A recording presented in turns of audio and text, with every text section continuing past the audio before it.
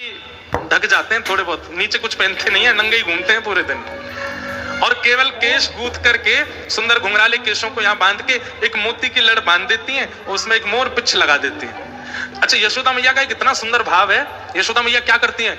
सुबह उठती हैं, स्नान ध्यान करके और सब घर के कामों से निवृत्त होकर फिर ठाकुर जी को उठाती हैं और उठाने के बाद मैया नवाती नहीं है लाला को, तो अपने सुंदर वस्त्र पे ही जल लेकर के निचोड़ के, गीले गीले जल हो जाते हैं उससे मुख पोंछती है, नाक पोंछती है, माथा पोंछती है, गला पोंछ के सर्वांगीण अंग पोंछ देती है और पहुंचने के बाद फिर ठाकुर जी का सर्वांगीण श्रृंगार करती हैं, आंखों में काजल लगाती हैं, तिलक लगाती हैं, केश गूंथ करके सुंदर जूड़ा सा बना देती हैं, उस पर मोर पिछ लगाती हैं, ठाकुर जी को सुंदर सुंदर आभूषण पहनाती हैं, हाथों में बाजूबंद कड़ूला आदि सब पहना करके ठाकुर जी को सुंदर तैयार कर देती हैं और सुंदर तैयार करके फिर मैया ने एक दूर जाती हैं और दूर जाकर के फिर लाला की आरती करके नजर उतार करके बलैया लेती हैं और बलैया लेके फिर क्या करती हैं?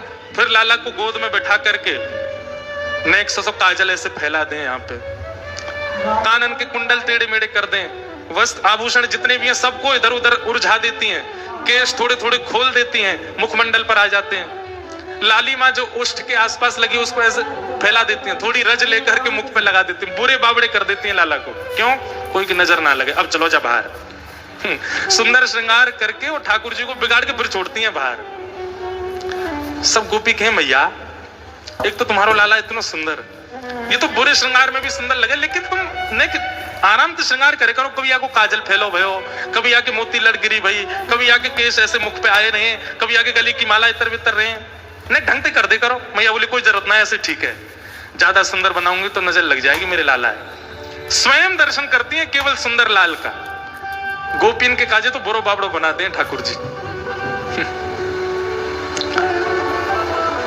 ऐसे ठाकुर जी। एक दिन ठाकुर जी भीतर बैठे और तभी एक गोपी बाहर से जा रही है, हल्ला करती भाई, अरे कोई आम ले लो, कोई सेब ले लो, कोई अमरूद ले लो, कोई केला ले लो, फल बेचती भाई जा रही है।